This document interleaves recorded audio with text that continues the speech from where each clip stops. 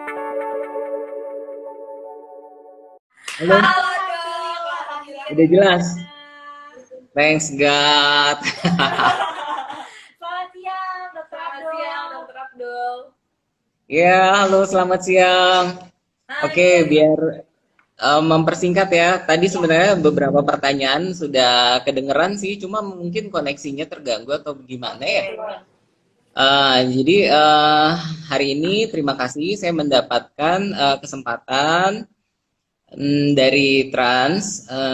Saya mewakili dari INASH, yaitu Indonesia Society Hypertension. Itu adalah gabungan dari beberapa perkumpulan dokter spesialis, yaitu dokter spesialis ginjal hipertensi, dokter spesialis saraf, dan juga dokter kardiologi atau dokter jantung Indonesia itu. Nah, itu di mana membentuk menjadi satu, terutama membahas serba-serbi keseluruhan tentang hipertensi. Kurang lebih seperti itu. Oke, itu berarti gabungan dari beberapa dokter spesialis. Yes, dari dokter. Ya, perhimpunan spesialis. Udah sejak kapan ini dok himpunannya berdirinya? Sudah sejak tahun berapa? Sudah sejak 2015. Oh, udah 2005. lama ya. 2005, 2005. Sudah sejak 2005. Oh, Sudah 2005. lama. Sejak kita SD nih. Iya. Enggak juga. Oh iya, kalian masih SD Sejak ya. kita masih belum mengerti apa-apa, Dok. Iya, luar biasa ya. Ternyata Udah lumayan lama juga udah ya. main banget. Oke, Dok, mungkin kita langsung aja ya ke pembahasan hari ini Yes. mengenai hipertensi. Nah, mungkin teman-teman di sini banyak yang belum tahu tentang hipertensi itu apa. Tadi di live sebelumnya tuh ada beberapa yang udah ngasih pertanyaan dan juga ada yang curhat juga tentang kalau dia udah mempunyai hipertensi. Nah, mungkin bisa dijelasin sedikit, Dok, ke teman-teman hipertensi ini apa? Atau biasanya kita sebut tekanan darah tinggi ya? Ya. Untuk lebih mudahnya, saya mencoba mengambil kalimat paling simpel. Hipertensi itu adalah tekanan darah tinggi, di mana tekanan darah itu ada tekanan darah atas, ada tekanan darah bawah, atau yang disebut sistol, diastol. Nah, kalau salah satunya itu masuk kategori tinggi, yaitu yang atas sistolnya itu 130, kalau yang bawahnya itu diastolnya 90, salah satunya saja sudah terdetek, itu sudah disebut hipertensi. Seperti itu, kurang lebih. Tekanan darah ya, bukan kurang darah. Soalnya masih banyak orang pasien atau awam yang menyamaratakan antara tekanan darah dengan kurang darah. Itu hal Itu yang beda jadi ya. beda ya, Dok. Ya, betul. Tadi untuk batasannya itu berapa, Dok? Batas normal darah itu berapa dok? Oke, yang untuk atasnya 130. Nah, kalau misalnya 130 itu udah disebut prehipertensi. Disebut hipertensi. Oke, Betul. kita Nah, baru tahu 130. Lanjut dok. 130. Kalau batas bawahnya? Batas bawahnya 90. Oh, 90. Oke. Berarti kalau yang di bawah 90 itu darah rendah ya, Dok? No, kalau di bawah 90 itu disebut normal, disebut rendah kalau dia di bawah 60. Oh, jadi 90 sampai 60 itu normal, di bawahnya baru rendah. Iya. Oke. Jadi ada beberapa kriteria. Oh ya, biasanya kalau aku sih ya, kalau lagi diperiksa tuh 110 per 70. Berarti itu normal ya? Itu Normal, ya normal itu. Nah dok, lanjut nih dok. Kira-kira gejala seperti apa aja sih yang biasanya nih terjadi di millennials di usia muda kalau misalkan mereka terkena hipertensi? Oke.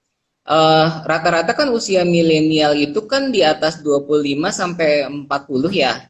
Oke. Nah, seringkali gejala hipertensi tidak dirasakan secara langsung kalau dia tidak mengukur tekanan darahnya. Gitu. Yang paling umum dirasakan itu yaitu tekanan di kepala, seperti kepala berdenyut, atau rasa berat di tengkuk, kurang lebih seperti itu. Itu yang paling sering. Kalau sakit kepala, kepala berdenyut, di tengkuk, Oh, itu biasanya itu Gejala. bisa disebut gejala hipertensi juga ya Iya, ternyata. itu yang paling ringan. Itu yang paling Banyak sih ringan. sebenarnya. Gejala Dan itu, seringkali tidak ya oke. bergejala. Kalau tadi kita bicara gejala ringannya kayak sakit tengkuk atau kepalanya berdenyut. Kalau misalnya gejala beratnya nih, apa dok? Gejala beratnya itu bisa sampai macam-macam ya, bisa sampai penurunan kesadaran, bahkan bisa sampai kejang. Itu disebut hipertensi emergensi. Itu Oh, biasanya udah berakhir di UGD dan dirawat ya. Oh kalau udah gejala berat itu ya dok. Kalau takut sampai ya. Iya. kejang gitu ya. Udah langsung sampai kejang itu berarti itu juga bisa terjadi ya. Jadi kayak sebenarnya dia tuh nggak sadar kalau ternyata tekanan darah dia tinggi. Namun tiba-tiba dia langsung bisa kejang, bisa langsung parah ya termasuknya gitu ya dok.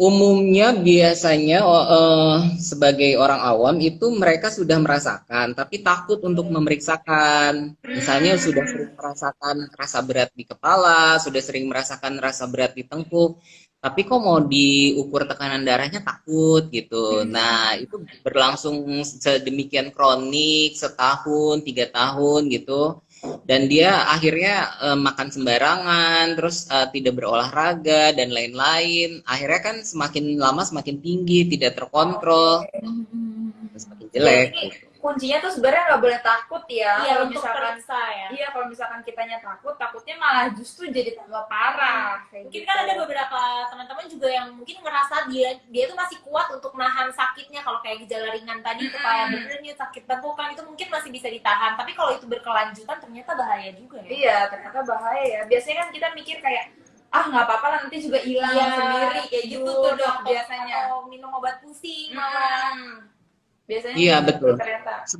Sebelum kita olahraga, sebaiknya before and afternya juga diukur tekanan darahnya. Pengen tahu kan berapa sih tekanan darah saya sebelum olahraga, berapa setelah olahraga berapa gitu. Bener ya, Itu jadi lebih ternyata bagus. mengukur tekanan darah tuh penting Seperti itu ya. Kalau misal dari dokter sendiri atau memang sebaiknya itu sarannya seberapa sering kita periksa tekanan darah itu sendiri. Mungkin kita nggak punya alatnya ya kalau di rumah. Benar. Kita nggak punya alatnya nih, bukan suka Kalau lagi mau sih, yang punya. ideal, Memang nggak punya kita. baik. Kalau misalnya mau yang ideal sih setiap hari ya. Kalau mau ideal, Oke, setiap hari ya. setiap sebenarnya. hari Iya. itu. Tapi kan itu terlalu ideal. Kalau misalnya yang so-so, yang standar lah, tidak terlalu ideal-ideal amat, itu bisa seminggu sekali lah. Seminggu sekali sepertinya tidak susah deh. Karena pengukuran tekanan darah itu kan banyak, di mana-mana juga ada. Iya benar-benar. Jadi tinggal kemauan kita aja, mau nggak nih untuk cek kesehatan. Berani nggak nih kita ya kan? Karena kita udah takut duluan nih. Selanjutnya nih dok, kalau tadi kita udah bahas tentang gejalanya, sekarang kita mau tanya tentang penyebab hipertensi di usia muda tuh apa aja, dan juga umur berapa sih kira-kira yang paling rawan terkena hipertensi? Oke, jadi ini agak ilmiah sedikit ya penjelasannya. Oke baik, kita anak pintar kita hari ini dok. Penyebab hipertensi itu ada primer, ada sekunder. Nah, kalau yang primer itu adalah biasanya sesuatu yang bawaan suatu penyakit dari tubuhnya, gitu. Tapi jangan sedih karena rata-rata seorang pasien itu terkena hipertensi itu lebih banyak karena gangguan sekundernya, gitu. Saya bahas sekundernya dulu. Sekunder itu apa? Sekunder itu adalah penyebab hipertensi yang disebabkan bukan karena suatu penyakit dari tubuhnya sendiri, tapi karena contoh gaya hidupnya kita. Misalnya kita terlalu terbebani dengan stres, itu juga bisa menyebabkan tekanan darah tinggi yang tidak terkontrol. Terus pola makan kita, sekarang kan lagi hobi-hobi dengan adanya WFH gitu kan, sebentar pesan makanan online. Jadi tersinggung nih saya nih. Iya, kalau pesan makan online sih yang sehat nggak apa-apa ya, tapi kalau pesan makanan online yang junk food gitu kan, memberikan hadiah pada diri sendiri setelah capek bekerja kan sering kayak gitu. Iya. Ya. Nah, itu juga berbahaya. Kenapa? Karena junk food itu kadar garamnya itu tinggi umumnya ya, seperti itu. Itu akhirnya membuat pola dari metabolisme tubuhnya jadi rusak dan akhirnya tensinya jadi kacau, tensi tekanan darahnya dan lama-lama jadi tidak terkontrol dan akhirnya jadi tinggi terus.